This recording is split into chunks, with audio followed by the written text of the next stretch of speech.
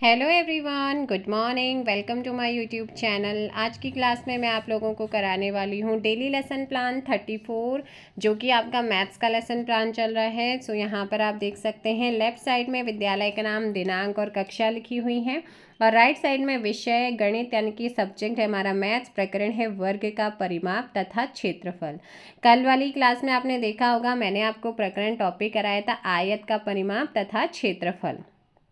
उसके अलावा यहाँ पर अगर बात करते हैं सामान्य उद्देश्य, तो सामान्य उद्देश्य हमारे पूर्ववत रहेंगे, पहले वाले लेसन प्लान की तरह हमारे सेम रहते हैं।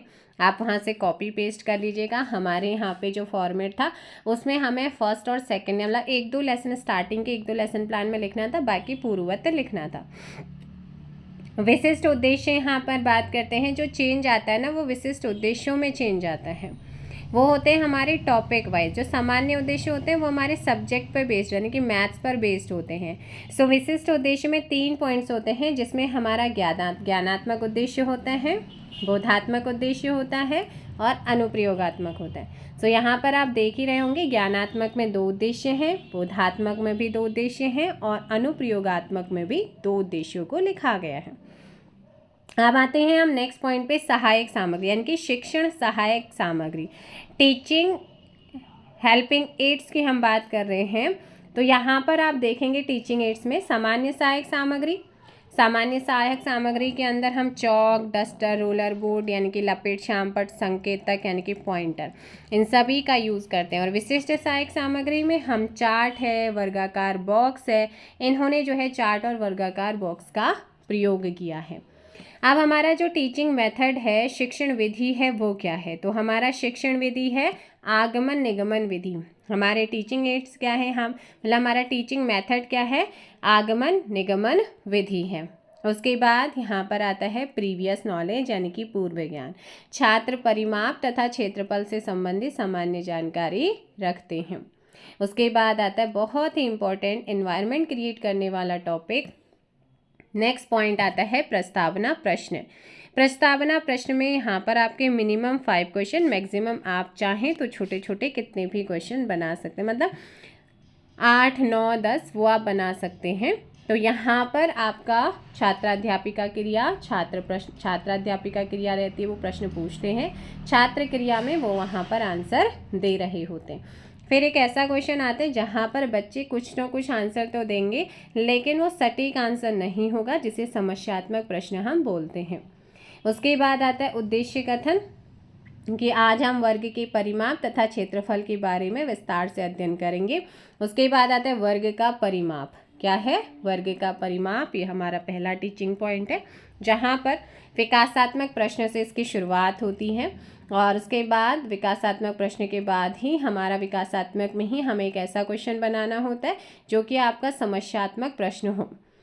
तो यहाँ पर आपका फिर आता है व्याख्या यानी कि स्पष्टीकरण, और स्पष्टीकरण आपने देखा वहीं से स्टार्ट हो गया था स्पष्टीकरण करते हुए, यहाँ पर यूज़ हुआ है। देखो स्पष्टीकरण क्या है पीपल टीचर ने, फिर उसी से रिगार्डिंग मिनिएचर्स यहाँ पे लगाए। अब जो आपने टीचिंग पॉइंट कराया है, इसी से रिगार्डिंग आप बच्चों से क्वेश्चन पूछते हैं, जैसे कि वर्ग का परिमाप क्या होता है, ये आपने बच्चों का मूल्यांकन किया है।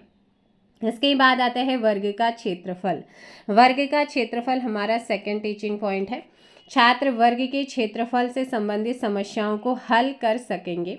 उसके बाद इसकी भी शुरुआत विकासात्मक प्रश्न से ही होगी, फिर समस्यात्मक प्रश्न बनाते हुए उसी प्रश्न की यहाँ पर व्याख्या करता है पीपल टीचर, और उसी से रिगार्डिंग यहाँ पर क्या किया गया है मिनिएचर। मिनिएचर्स में आप यूज़ कर सकते हैं स्टिकी नोट्स का, उसे लेकर बस आपने पेस्ट करना होता है, उस पर लिखना होता है। बस यहाँ पर जैसे आपका कंप्लीट हुआ है, उसी से रिगार्डिंग आप बच्चे से क्वेश्चन पूछेंगे, 7 सेंटीमीटर भुजा वाले वर्ग का क्षेत्रफल क्या होगा, क्योंकि यहाँ पर आप ऑलरेडी समझा चुके हैं, तो उसी से रिगार्डिंग आपने यहाँ पर फिर क्वेश्चन पूछा है।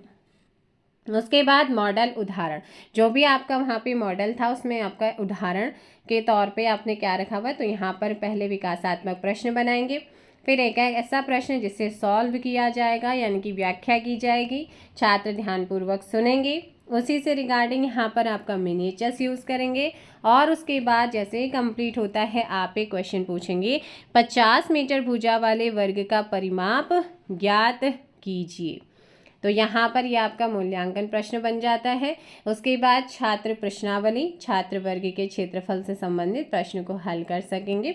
यहाँ पर छात्र पीपल टीचर प्रश्न देगा, छात्र यहाँ पर क्या करेंगे, प्रश्न को सॉल्व करते हैं। उसके बाद यहाँ पर आ जाता है पुनरावृत्ति प्रश्न। पुनरावृत्ति प्रश्न में जितना भी आपने पढ़ाया है आप उसी से रिगार्डिंग बहुत ही छोटे छोटे क्वेश्चन जो हैं आप इनसे पूछेंगे। उसके बाद यहाँ पर आ जाता है श्यामपट्ट सारांश।